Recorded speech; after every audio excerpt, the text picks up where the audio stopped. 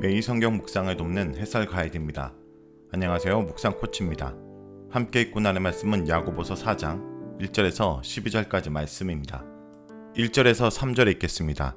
너희 중 싸움이 어디로부터 다툼이 어디로부터 나느냐? 너희 지체 중에서 싸우는 정욕으로부터 나는 것이 아니냐? 너희는 욕심을 내어도 얻지 못하여 살인하며 시기하여도 능히 취하지 못함으로 다투고 싸우는도다. 너희가 얻지 못함은 구하지 아니하기 때문이요 구하여도 받지 못함은 정욕으로 쓰려고 잘못 구하기 때문이라. 1절에서 3절은 정욕을 버리고 바르게 구하라고 말합니다. 싸움과 다툼은 어디에서든 일어납니다. 교회 안에서도 예외는 아닙니다. 싸움과 다툼은 왜 일어날까요? 정욕 때문이라고 야고보는 진단합니다. 자신의 쾌락과 즐거움을 추구하는 욕망이 밖으로 분출되어 다른 사람의 욕망과 부딪힐 때 싸움과 다툼은 일어납니다. 그러므로 싸움과 다툼은 상호작용의 결과입니다. 한 사람의 그리스도인이 자신의 정욕을 내려놓고 이웃을 섬기려 할 때 싸움을 피할 수 있습니다. 싸움과 다툼이 있는 곳에는 참 지혜를 찾아볼 수 없습니다.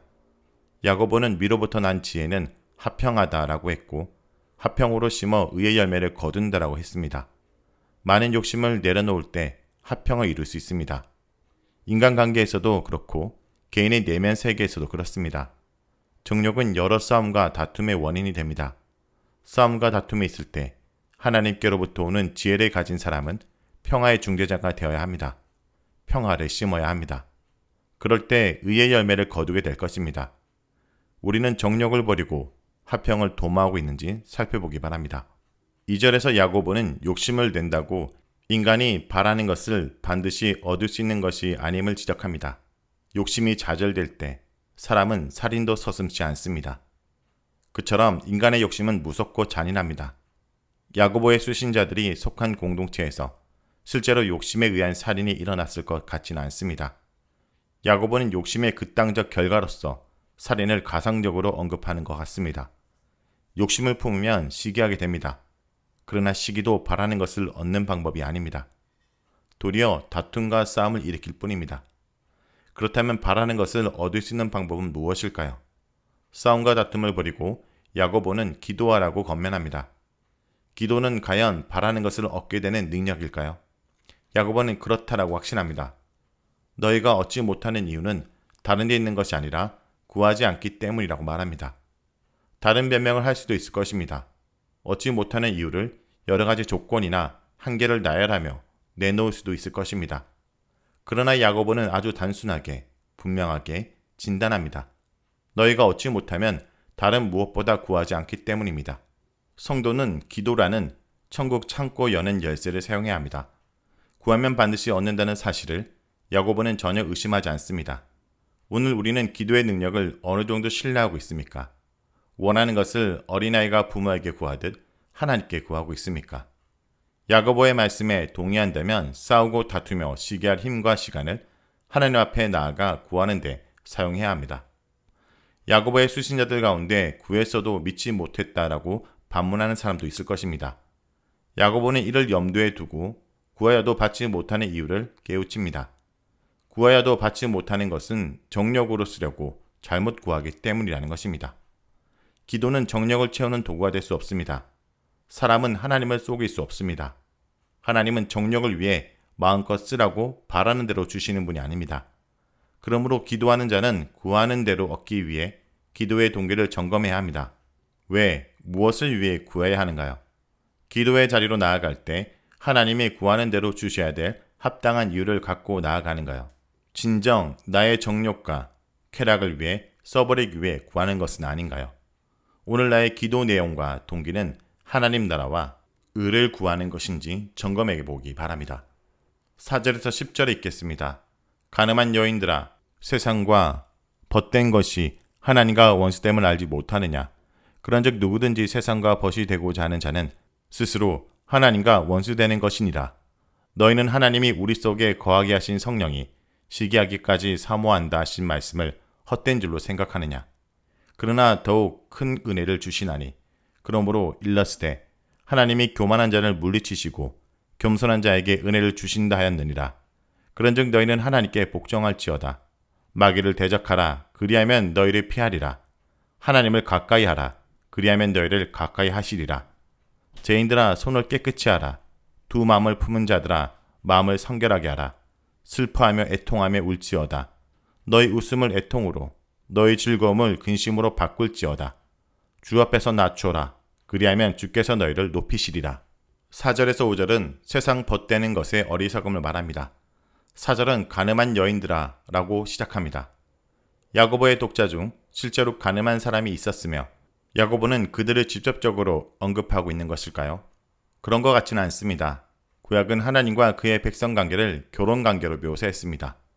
이스라엘이 하나님을 떠나 우상을 숭배하는 것은 간음에 해당했습니다. 신약의 성도들은 그리스도의 신부로서 세상을 따르지 말아야 합니다. 세상을 따르는 것, 세상과 벗이 되고 세상을 살아가는 것은 영적 간음에 해당합니다.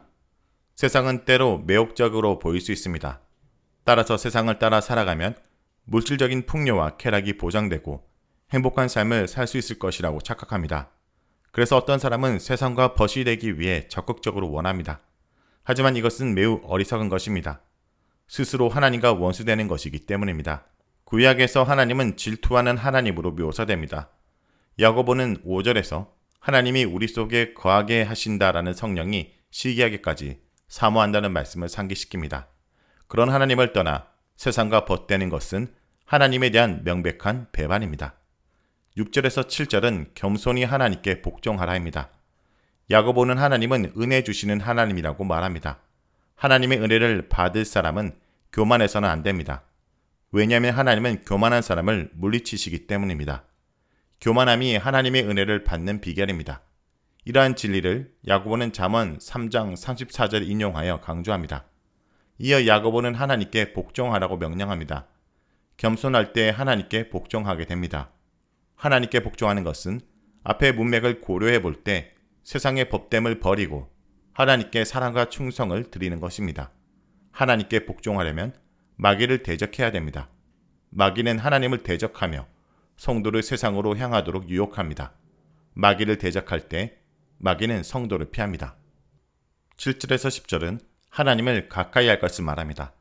마귀를 대적하며 성도는 하나님을 가까이 해야 합니다. 하나님을 가까이 하는 자를 하나님도 가까이 하십니다. 하나님을 가까이 하는 것이 세상의 벗됨을 버리고 하나님과 벗되는 것입니다. 하나님을 가까이 하는 자들은 깨끗해야 됩니다. 야고보는 죄인들에게 손을 깨끗이 하라고 명령합니다. 두 마음을 품어서는 안 됩니다. 성도는 세상과 하나님을 겸하여 섬길 수 없기 때문입니다. 9절은 회개를 촉구하는 말씀입니다. 슬퍼하며 애통해야 합니다. 세상에 벗된 자들은 울며 회개해야 합니다. 세상과 벗됨으로 인한 웃음과 즐거움은 공허한 것입니다. 야고보는 웃음을 애통으로, 즐거움을 근심으로 바꾸라고 경고합니다. 10절에서 야고보는 6절에서 다루었던 겸손을 다시 언급합니다. 하나님은 겸손한 자에게 은혜를 주실 뿐 아니라 겸손하게 자신을 낮추는 자를 높이십니다. 내가 나를 낮추면 주님이 높여주십니다. 내가 스스로 높여지려고 할 때 문제가 생깁니다. 야고보는 1절에서 2절에 다툼과 싸움, 그리고 시기심에 대해 말했습니다. 다툼과 싸움은 내가 높아지려는 시기심 때문에 발생합니다. 서로 높아지려고 할 때 공동체는 하나됨을 상실합니다. 주님이 높여주실 때까지 주님 앞에 낮춰야 됩니다.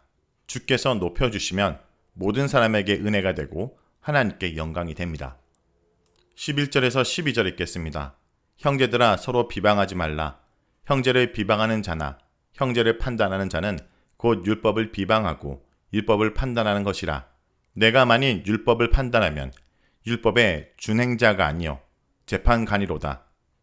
입법자와 재판관은 오직 한 분이시니 능히 구원하기도 하시고 멸하기도 하시느니라.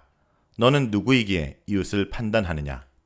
11절에서 12절은 서로 비방하지 말라라고 말합니다. 야고보는 그리스도인들은 서로 비방하지 말아야 한다라고 가르칩니다. 비방과 판단은 우리의 몫이 아닙니다. 자신을 높이려고 하는 자들은 상대방을 비방해 깎아내리려고 합니다. 야고보는 10절에서 주 안에서 낮추라고 말한 후 서로 비방하지 말라라고 권고합니다. 비방하지 않는 것이 겸손이며 하나님의 권위와 질서를 인정하는 것입니다. 하나님은 율법을 세우시고 그에 따라 판단하시는 분입니다. 우리에게는 이웃을 판단하고 비방할 자격이 없습니다. 다만 사랑과 온유함으로 선한 행위를 보일 뿐입니다. 그런 자에게 하나님은 은혜를 주시며 그를 높이십니다. 자, 여기까지가 야고보서 4장 1절에서 12절까지 말씀입니다. 오늘 말씀을 통해 우리는 무엇을 묵상하고 적용해야 될까요? 싸움과 다툼을 일으키는 것은 자기 욕심 때문입니다. 욕심이 있는 사람은 믿음으로 하나님의 은혜를 구하기보다 욕심으로 무엇을 얻으려고 하기 때문에 자꾸만 싸움을 일으킵니다. 이들은 기도를 해도 하나님의 뜻을 구하지 않고 자기 욕망을 채우려 하기에 하나님이 응답해 주셔도 그 응답을 얻지 못합니다. 우리 공동체 안에 있는 갈등은 혹시 내가 욕심을 부려서 생기는 문제가 아닌지 살펴보기 원합니다. 오늘 하루도 내가 있는 곳에 트러블 메이커가 아니라 피스메이커로서 살아가는 주의 백성들이 되길 간절히 기도드립니다.